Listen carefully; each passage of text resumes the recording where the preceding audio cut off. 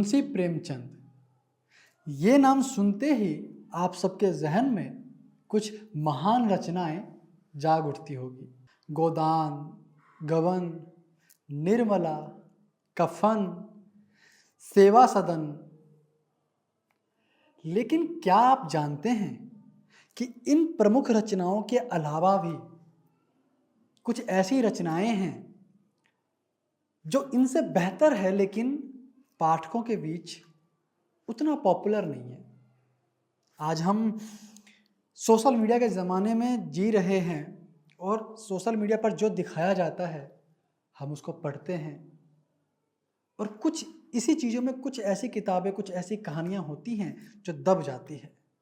लेकिन क्या आप जानते हैं कि इन मशहूर रचनाओं के अलावा प्रेमचंद जी ने कुछ ऐसी किताबें भी लिखी जो गहराई में शायद उनसे भी आगे है। ऐसी ही 5 किताबें जिनके अंदर छिपी हैं समाज की आत्मा, इंसानियत की सच्चाई और वो दर्द जो आज भी उतनी ही जीवंत है जितना 100 साल पहले था। और इन्हीं 5 अनसुनी मगर अद्भुत किताबों की कहानियाँ मैं लेकर आया हूँ आप सभी के समक्ष पहचान पब्लिकेशन के इस सीरीज़ में। आज की पहली कड़ी में हम बात करेंगे उन 5 में से एक ऐसी किताब की जो सिर्फ कहानी नहीं, एक दर्शन है। मुंशी प्रेमचंद की वो रचना जो अंधे सूरदास की आंखों से हमें सिखाती है देखने की कला। आज की कहानी है रंगभूमि।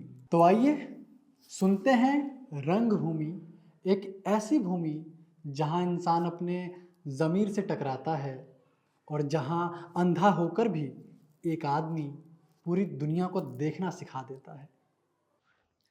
कभी कभी जिंदगी में देखने के लिए आंखें नहीं, बस ज़मीर चाहिए। आज की कहानी है मुंशी प्रेमचंद जी की रंगभूमि। एक ऐसी कहानी जो दिखाती है कि सच अकेला रह सकता है, अकेला हो सकता है, लेकिन हारता कभी नहीं। बनारस के पास पांडेपुर नाम का एक छोटा सा कस्बा था। वहीं रहता था सूरदास, एक अंधा भिखारी। लेकिन ये कहानी किसी अंधेपन की नहीं है, ये कहानी है आत्मिक दृष्टि की। सूरदास भले ही देख नहीं सकता था, पर उसकी बातों में वो रोशनी थी जो पूरे गांव को जगाने लगी थी। वो मंदिर के बाहर बैठता था, भजन गाता और जो भी भीख मिलती उसमें से आधा किसी भूखे को दे देता। लोग कहते थे कि बाबा अलग है, कुछ और ही सोच रखते हैं। सूरदास जी कहते थे कि जिस मिट्टी में हम जन्मे हैं वही हमारी माँ है। इसे बेचना खुद को बेचने जैसा है। इसी गांव में एक जमींदार था, राजा महेंद्र कुमार। अंग्रेजी पढ़ा लिखा, आधुनिक सोच रखने वाला। वो मानता था कि अब भारत को बदलने का समय आ गया है। उसने तय किया कि वो उस जमीन पर एक तंबाकू का कारखाना लगाएगा। सेठ जॉन सेवक अच्छा दोस्त और व्यापारी था, वो उसमें पैसे भी लगाएगा। दोनों को लगा कि तरक्की आएगी, रोजगार मिलेगा।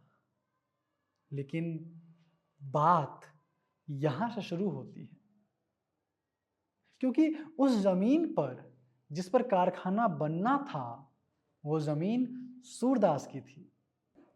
एक दिन राजा के अफसर उसके पास पहुंचे, बोले, बाबा ये जमीन सरकार को चाहिए, मुआवजा मिलेगा, चिंता मत करो।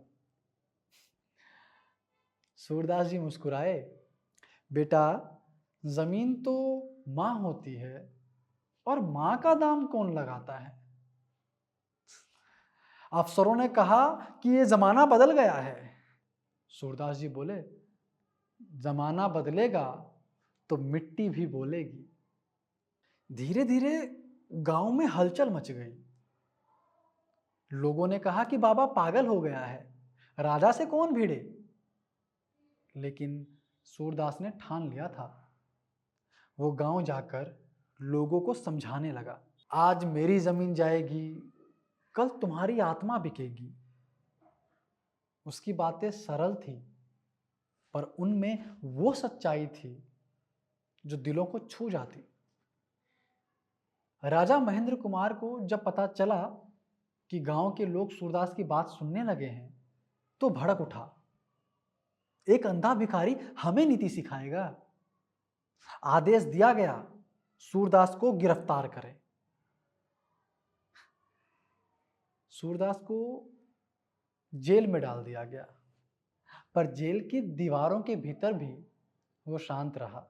वो कहता कि सत्य को बंद किया जा सकता है, पर दबाया नहीं जा सकता। इसी बीच भारत आई एक अंग्रेज युवती, मिस सोफिया।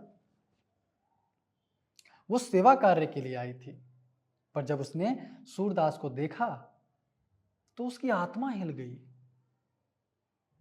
सोफिया ने कहा कि जिस अंधे की दृष्टि इतनी गहरी है, वो मुझसे ज्यादा देख सकता है। उसका मन बदलने लगा।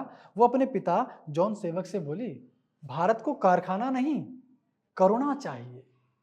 जब कारखाने का काम शुरू हुआ, सूरदास जेल से रिहा होकर वापस आया।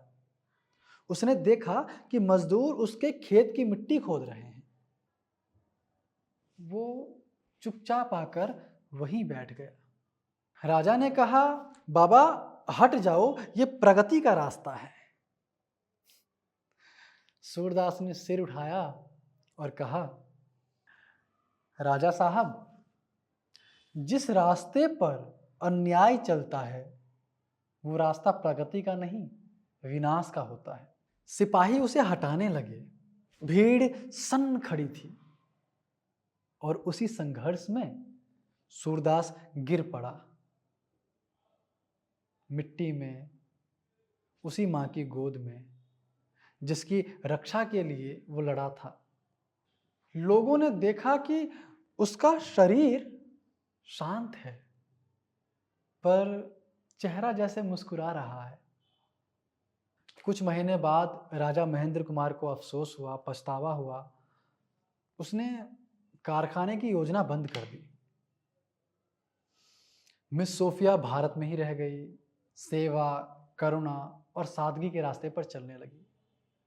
वो जमीन अब रंगभूमि कहलाती है, जहां इंसान और अन्याय की लड़ाई लड़ी गई थी। सूरदास तो हर उस इंसान के दिल में बस गया जो सच्चाई के लिए अकेले खड़ा होता है।